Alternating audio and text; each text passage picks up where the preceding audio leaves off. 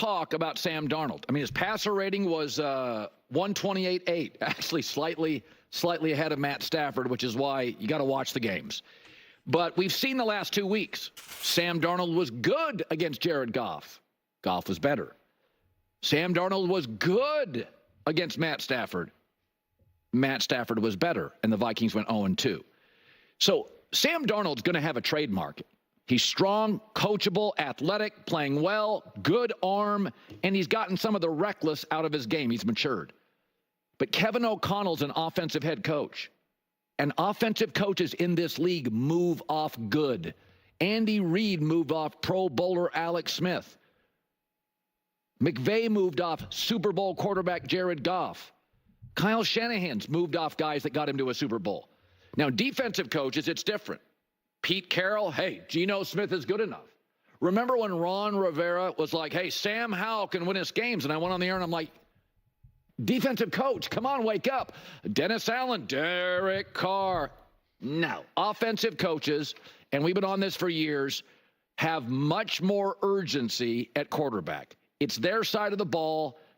They understand how much they can affect it. Defensive coaches, they love a run game, conservative, play not to lose.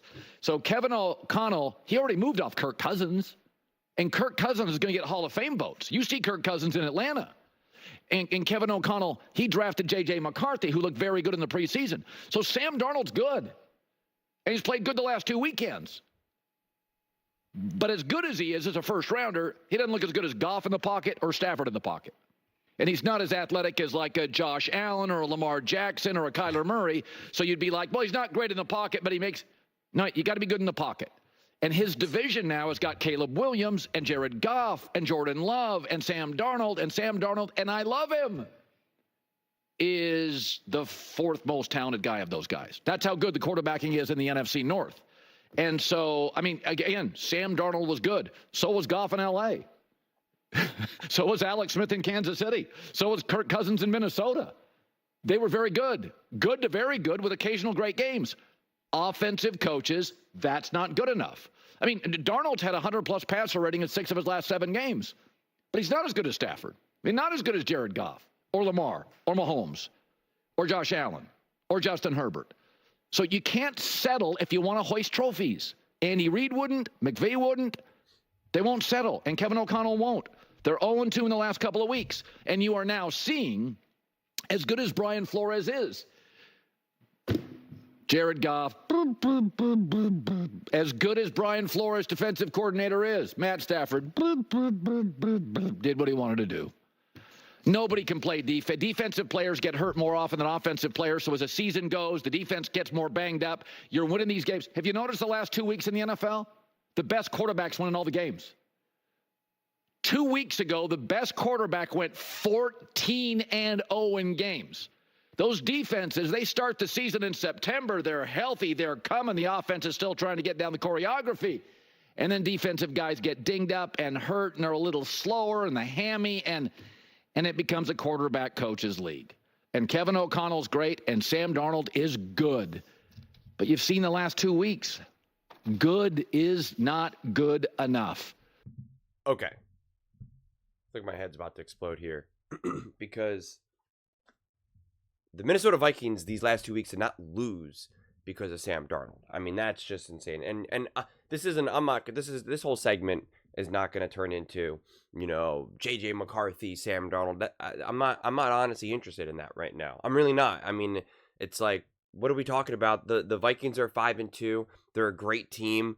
They're a top team in the NFL. I'm focused on this year. I'm not trying to be like, should the Vikings, you know, move on from Sam Darnold, yada, yada, yada. Because that's like, you know, what's the point, honestly? Seriously, you watch that game, Sam Darnold was not the problem. I mean, you know, he started the game off 8 for 8 with 2 touchdowns. He went 18 for 25, 242 touchdowns, and a passer rating of 128. But then he had 19 carries for 58 yards. That's Sam Darnold's fault. There was 9 penalties. That's Sam Darnold's fault. There was multiple egregious, awful penalties on defense that then extended the drive. The Rams would have been off the field. The Vikings defense would have been off the field but 2 awful penalties that then directly led to scores, to touchdowns. That's Sam Darnold's fault? Like, it was on 3rd downs. And then they extended the drives and boom, led to touchdowns. That has nothing to do with Sam Darnold. And they were bad penalties. They weren't the type of penalties where I was like, well, yeah, Puka Nacua would have been wide open if you didn't do this. Or, oh, well, of course you got a sack because you did that. Like, it wasn't like that. It was like, what are you doing? You didn't need to do that. So that has nothing to do with Sam Darnold. 0. I mean, Sam Darnold was actually kind of balling in that game.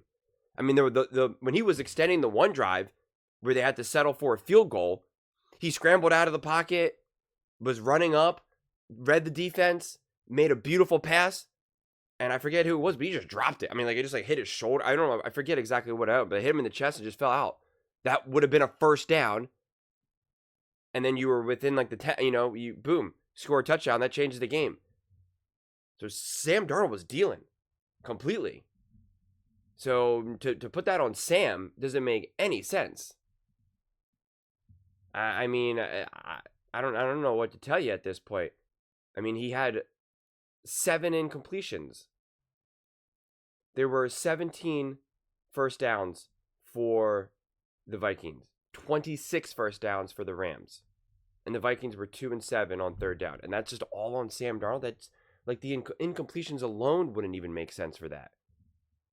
Those numbers don't add up. So I don't understand why the Vikings lose a tough game. And the Rams are a good team when they have Puka Nacua, Matthew Stafford, Cooper Kupp, Sean McVay. That's an elite coach with an elite quarterback, an elite wide receiver, and an elite wide receiver who's, aging. That alone is deadly, without a doubt. And this is the first time that they've all been together since like the first quarter, week 1. So we never really got to see what this is. But yeah, if you want to have a debate, is Matthew Stafford the better quarterback? Well, yeah, he is an elite. His career and public perception of Matthew Stafford was robbed in Detroit. It just was. Maybe a lot of Minnesota Viking fans understand that, or maybe they don't, because they obviously will probably not like the Lions. But Matthew Stafford is an elite quarterback. If he went anywhere else but Detroit, he'd be having 2, 3, 4 trophies. I mean, I don't even understand how that could even really be debated. Honestly, he is elite. And again, you give him Puka Nacua, Cooper Kupp, Sean McVay. That alone, you don't even need to know a line at that point. They'll find a way. So it was a combination between that happened with the Rams, with those guys that I just mentioned, versus the Vikings defense. So you're gonna put up some points, but then also some really awful penalties. Really bad timed penalties. But just even having 9 penalties in total, which obviously weren't all on defense. And of course you're going to have some penalties, right? Like, it's just football. It's going to happen. But some of these penalties were like just the worst timing penalties. And then the Vikings, again, Sam Darnold makes a play and then drops it. And I understand you have the face mask and all of that. That was an awful face mask, right? Awful, awful, awful. And then Colin on his podcast said, I don't think they were going to come back and win anyway without that. Even if that was called, I don't know if they were going to march down the field and get a touchdown and a 2-point conversion. And it's like, okay, well, now we're just making stuff up. I'm not saying it will happen either. It was going to happen. And I'm not saying that they lost because of that face mask, the missed face masking penalty.